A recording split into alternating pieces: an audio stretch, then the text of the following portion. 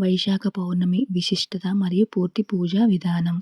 వైశాఖ పౌర్ణమి చాలా శక్తివంతమైంది. మీ తలరాతను మార్చుకునే ఈ రోజున అఖండ లక్ష్మీ కటాక్షం కోసం ఎలాంటి పరిహారాలు పాటించాలో, పూజ ఎలా చేసుకోవాలో ఈ వీడియోలో పూర్తి వివరంగా తెలుసుకుందాం.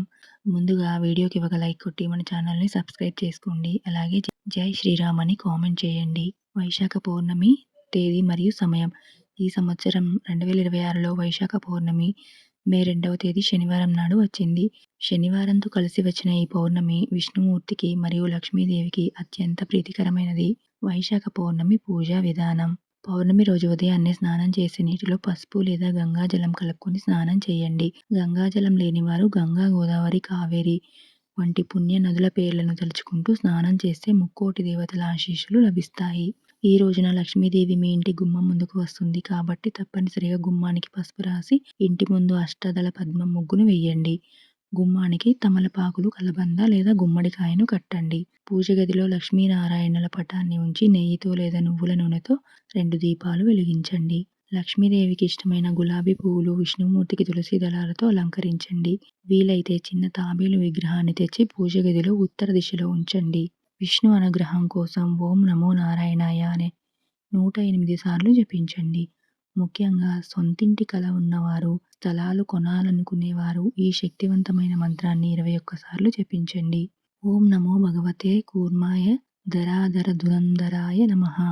నైవేద్యం. లక్ష్మీదేవికి కొబ్బరికాయను సమర్పించండి. దీనివల్ల ఇంట్లో పుష్కలంగా డబ్బు వస్తుంది. శక్తివంతమైన పరిహారాలు. తులసి మరియు రావి చెట్టు పూజ. తులసి కోటలో దీపం వెలిగించి 5 ప్రదక్షిణలు చేయండి.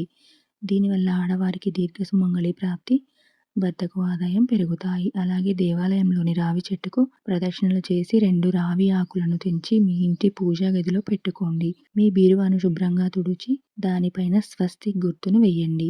దీనివల్ల బీరువాలో డబ్బు రెండింతలు అవుతుంది. సాయంత్రం వేళ ఇంటి ప్రధాన గుమ్మం ముందు 2 దీపాలు వెలిగించండి. లక్ష్మీదేవి మీ ఇంట్లో అడుగు పెడుతుంది.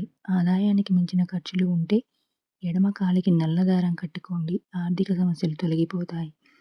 రాత్రి చంద్రుని చూస్తూ మీ మనసులో కోరిక కోరుకోండి. ఖచ్చితంగా నెరవేరుతుంది. చంద్రకిరణాలు శరీరంపై పడితే అనారోగ్య సమస్యలు తగ్గుతాయి.